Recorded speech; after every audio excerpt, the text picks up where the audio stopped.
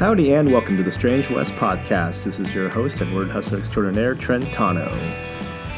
Bringing us in, as always, with their rendition of Eno Morricone's For a Few Dollars More is the mighty Mitch Polzak and the Royal Deuces. If you like your guitar slingers like you like your gunslingers, then head on over to MitchPolzak.com. That's Mitch, Polzak.com. In tonight's podcast, we continue the Cowboys versus Nazi action in Chapter 17 of Paris High Noon by yours truly, Trentano. You can get your Cowboys versus Nazi action on at ParisHighNoon.com. Both paperback and ebook are available at ParisHighNoon.com. Paris High Noon t-shirts, sweatshirts, and other swag are available at Society6.com/Trentano. Both Mustache and the Paris High Noon t-shirts are available at Society6.com/Trentano. And also a big thanks to James K. Doyle for lending us his time and his talent to the podcast. He really brings Paris High Noon alive. And now, without further ado, here is Chapter 17 of Paris High Noon.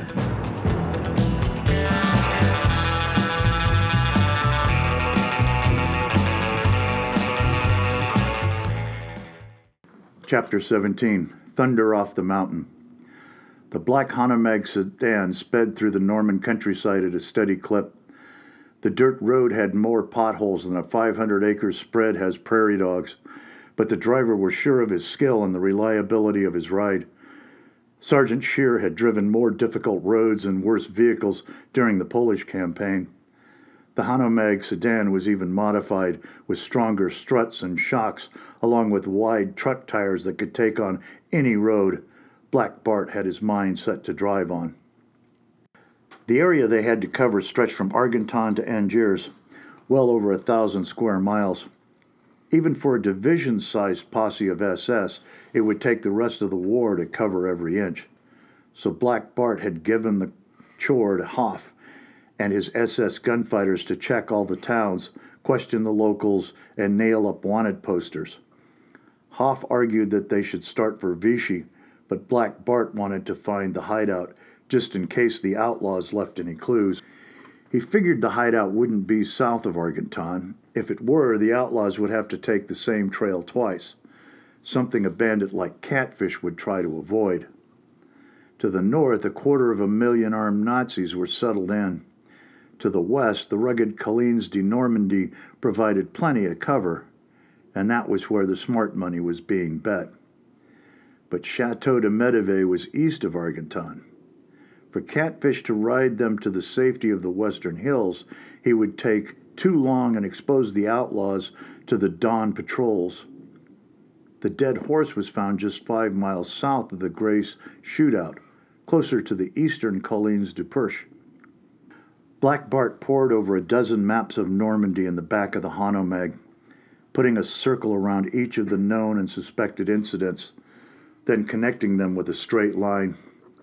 He ran his finger over curving contour lines as if he could feel the bumps of the hilltops, the rough edges of the forests, and the cool rush of rivers. He imagined himself riding with Catfish through the Norman countryside, stealing horses, robbing banks, and getting into shootouts. Then the two outlaws' pards would ride to the hideout, where Catfish would heap praise on Black Bart over a bottle of whiskey. A rare smile crept across Bart's face while he scanned from one end of the road to the next. Scheer noticed it in the rearview mirror. Ever since his boss drew the cards in Berlin, he had been in a foul mood at the hand he was dealt. Although both gunfighters were happy to be out on the trail, the cool-headed professionalism Black Bart displayed back east had been overtaken by a sadness never seen. Yet Scheer asked no questions. He knew about his boss's role in the Night of the Long Knives, how he betrayed his own friends in the SA to Himmler's SS, even killing his own friend with his bare hands. But Scheer had seen with his own eyes how Black Bart carried himself like a character out of a Karl May dime novel, smoking out communists from their hideouts and falling on them with ruthless aggression. Once, on the outskirts of Krakow, They got caught in a partisan ambush that took out half their forces. When the lead Kubelwagen burst into flames, Black Bart ran through the bullets and pulled the MG-34 from the back of the burning car. Through the chaos, he rallied his men, charging the bushwhackers, all the while firing his big machine gun from the hip. Scheer was right by his side, cutting down poles with his MP-40. It was a mad minute filled with flesh, blood, gunpowder, and the cries of men and guns. Scheer had pissed himself. He was so scared. Yet through the fog of fear, Black Bart held his ground, taking on all comers. After that, Scheer would follow him through the gates of hell. "Pull over here," Black Bart said, near where they found the dead horse. Sergeant Scheer pulled over along the maze of Norman bocage that could easily hide dozens of armed, angry men. Before getting out, Scheer took a good look around. They were about 50 miles east of Argenton, and about another 20 miles further up the Sat-le-Agile, where the closest backup was if things went wrong, which it usually did. He grabbed his MP-40, slapped in a fresh magazine, chambered around, and followed his boss towards the wood line. Out in the open, Black Bart had his nose to the soggy ground looking for tracks. He looked over at his top hand. "They're gone, Sergeant. We won't run into the old cowboy and his gang this day." "But what about other partisans?" Black Bart put his hand on Scheer's shoulder. "If we run into any trouble, I have no doubt you and I can handle it." They entered the woods, walking southeast for about 3 miles until they found a trail littered with tracks and broken branches. Tufts of black, brown, and white horsehair stuck to the bark. The leaves were starting to dry. Looking at the tracks, Black Bart noticed one set with a long stride, more consistent with that of the rest. He knelt down and put his finger around the horseshoe impression. He followed the tracks for another 100 feet. No matter how rough the trail got, the impressions of the horseshoe deviated little, the sign of a true horseman. Black Bart pointed at the rough horse tracks. "This is the trail they took to rob the bank." Black Bart took out the map and marked where they found the tracks. He drew a circle around Argenton and another around their position. Where the circles overlapped was the area where Catfish's hideout was probably located. Still, it was a big chunk of range. Black Bart traced his fingers along the map. He ignored the hills and open spaces, concentrating on the heavy forested area. One place in particular stuck out. It was a small, horseshoe-shaped depression next to an open marsh. Black Bart stuck his finger on the spot. "That's where we'll find the hideout." "How do you know, sir?" "This area is mostly swamp and marshes that sits atop a limestone cap. Enough water could have carved out the depression into a sizable sink. Perfect place to hide from patrols." Black Bart put the map away and looked at Scheer. "Radio Hoff and bring them in." By sunset, Black Bart found the hideout at the edge of the swamp. Hoff took the lead down the game trail, followed by a dozen SS gunslingers. Sergeant Scheer stuck close to his boss and kept a tight grip on his own bullet sprayer. At the bottom of the hidden gully, a white milk cow with a black patch over its left eye greeted them with a low bawl, then went back to chewing cud. One of the soldiers raised his MP-40 at the animal, but Black Bart ordered him to stop. He walked over to the cow and petted it, wondering how Catfish was able to get it and the horses down the steep trail. In the dim light, he followed the creek towards a narrow crack in the limestone wall. Black Bart knelt down and looked at the tracks. Again, he saw the well-shod horseshoe with the consistent impressions. Leave it to Catfish to have the best mount. Lieutenant Hoff kicked a dry cow patty into the creek. "I knew they wouldn't be here. We should go to Vichy as soon as possible." "And chase our tails like you did." Black Bart had figured the hideout to be abandoned, Although, to be fair, Catfish had on more than one occasion slipped back into the same town after robbing the bank. Catfish might not be that stupid, but he was that proud. Searched the area. Near the mouth of the overhang, they found broken dishes, smashed lanterns, and enough empty wine bottles to put the drunks in Dodge City to shame. The fire pit still held the scent of smoke and rough men. Around the ashes lay burned magazines, some still legible. Most were skin rags, but a few featured articles on the Costa Brava and the best hotels in Barcelona. Black Bart handed the magazines to Hoff. Go through and find out which hotels are featured in these magazines. So, you think they headed for Spain? Hoff asked. Black Bart got up. We'll go where the trail leads us, whether it's Barcelona or New York City. The rest of the SS posse headed for the game trail. The black-eyed milk cow let out another long bawl. Hoff pulled out his Luger and shot the milk cow between the eyes. Black Bart's hand went for the iron on his hip. Why did you shoot that cow? Hoff put his pistol back in its holster. My apologies, sir. I didn't know you wanted the heifer interrogated. Black Bart gave a scowl that would have curdled whatever milk was left in the udders. The two SS gunfighters stood a dozen paces apart. The light around them faded into deep purple and orange hues. They both knew the moment was coming when threats would turn to action, when decision became consequence. But that time wasn't now, and the place wasn't here. Black Bart turned his back on Hoff. Sergeant Shearer, cable Berlin and tell them we're going to Vichy. The SS posse reached Toulouse the next morning. Berlin had informed the weak-kneed ministers taking in the Vichy spas that their cooperation would be needed. Both sides wanted to keep up the illusion of the armistice when Pétain shook Hitler's hand. To that end, Pétain made sure the Germans could conduct their investigation unhindered, while Berlin promised to keep a low profile. They went about collecting information, concentrating on the towns along the Petite Pyrenees. Just the sight of Nazis in black loosened tongues and got fingers pointing.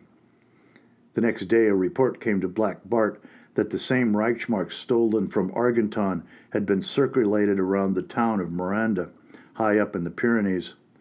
Rumor had it the big spenders spent their money in a well-known house of ill repute. Black Bart started barking out orders. Hoff, radio the Vichy gendarmes and have them hold those whores until I get there. Get a hold of Madrid and have them double their patrols on their side of the Pyrenees. I want that border sealed. Black Bart turned to his top hand.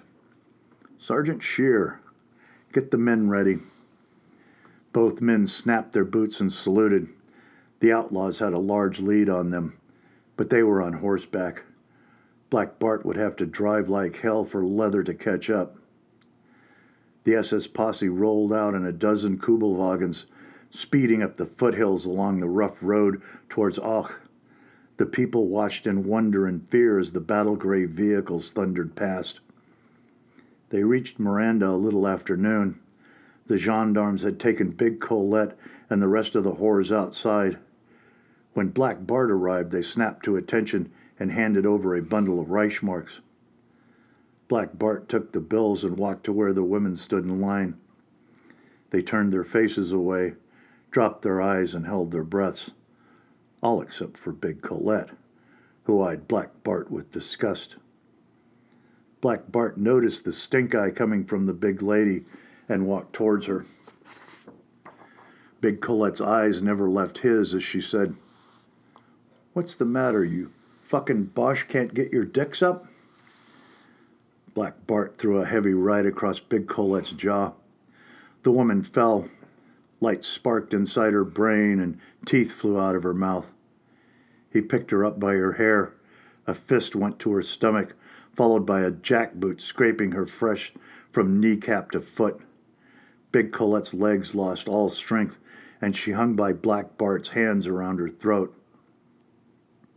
The rest of the whores watched as the big Nazi and Black beat their madam with a precise fury. Some wondered if she was still alive. Others prayed she wasn't. By the time Black Bart was done, Big Colette looked like a butchered steer. A few spasms shook her body, and then nothing. Black Bart threw the bundle of Reichmarks on the bloody mess. He looked at the women. Marion lifted her shaking hand and pointed towards the mountain. They went to the border. Which pass? They took the Collines d'Armagnac trail along the Salat River. Marion repeated Big Colette's directions almost to the letter. The sight of her lifeless madam scarred her more than anything she had ever seen. She wasn't alone. Even the gendarmes had to turn away, and it would be the next morning before any of them could look the other in the eye. How long? About 5 days ago. Sergeant Shear brought the map to Black Bart. A dirt road ran parallel to the route the old cowboy took. On the other side of the gully, if they were lucky, they would head them off at the pass. Black Bart looked at the mountains. The sun was still high, but moving at a steady clip to the horizon. Mount up, he said. What about the whores? Lieutenant Hoff asked. Black Bart bent down, picked up some bloody Reichmarks from Big Colette's body, and threw them at Hoff. Go wet your prick if you're so inclined. They rolled out of Miranda in a cloud of dust, moving higher into the mountains. Engines groaned as the grades increased and the air thinned. A few Kubelwagens gave up the ghost. 10 miles later, the road gave out, but they were just 5 miles from the border pass. Black Bart plucked the top 10 of the SS posse to follow him on foot. He ordered Hoff to stay, but Himmler's pup would have none of it. They huffed and puffed their way through the pine, rock, and fading sunlight. Shear scanned the rocky crags above with his MP-40 and ordered the men to do the same. Black Bart had the confidence of a cowboy, but Shear held on to the worry of a gunfighter. They were in an exposed spot if things went bad, and even if the old cowboy and his crew were on the other side of the line, there were still the Republican partisans fighting Franco. They reached the pass as thunderclouds smothered the dying light. Black Bart knelt down and could barely see the tracks. Among the jumble of prints was Catfish's steady track, leading the others up to the pass. Black Bart raced his fingers around the indentations of the mark. The disturbed soil was only a day old. He followed the tracks to where the trail began to curve down to the western side of the mountains. 6 sets went forward, but the well-shod horseshoe imprint stayed put. Black Bart took a closer look in the fading light. 4 of the riders turned back. The other 2 kept riding. Finally, Black Bart spoke. They came here, but only 2 crossed into Spain. Hoff looked at the tracks and only saw a mess of hoofprints. Was the old cowboy one of them? No, Black Bart said. He pointed at the well-shod hoofprint. He didn't even bother. The other 4 went back with him. Lightning flashed, and thunder roared along the mountaintop. In 10 minutes, all the tracks would be washed away. Black Bart stood up and balled his fist. He was so close he was tempted to keep pushing through the storm. But in the rugged mountain country, the outlaws would have the advantage. If there was one thing Black Bart had learned, it was never go into a gunfight without having the upper hand. A light rain began to fall. The SS posse looked up. Hoff kicked the tracks. We should go after them. They couldn't have gone far. Another burst of thunder rolled across the sky. Black Bart looked at the tracks going back down the valley. Any tracks would be washed away. Besides, Black Bart glanced at Hoff. They're on horseback. They don't need roads and towns. Black Bart looked at Shear.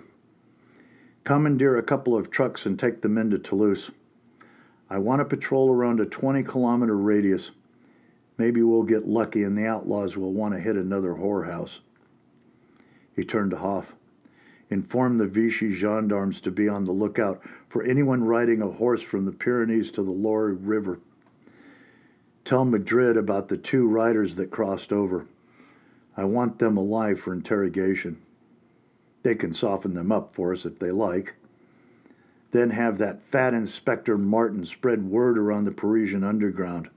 I want any information, any rumor, any mouse fart about the old cowboy or anyone who's bragging about being a member of his crew. What if they don't cooperate? Hoff asked. If they value their markets of liquor and whores, they'll cooperate. Hoff looked up at the rain and wanted to shoot it. Why didn't the old cowboy cross into Spain? The rain fell harder. A bolt of lightning cut through the growing darkness. A thunderclap echoed across the pass. Black Bart remembered the look in Catfish's eyes before going back to Brazos Billy to beg to keep his job. It was a look Black Bart saw in his old comrades after the war and one he'd seen in the mirror.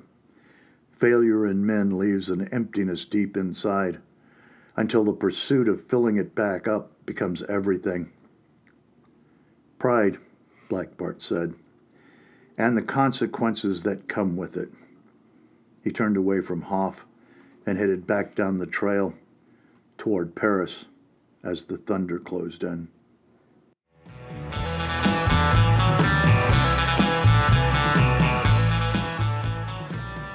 And welcome back to the Strange West Podcast. Once again, this is your host and word hustler extraordinaire, Trent Tano. Well, that about does it for tonight's Cowboys versus Nazi action in Chapter 17 of Paris High Noon.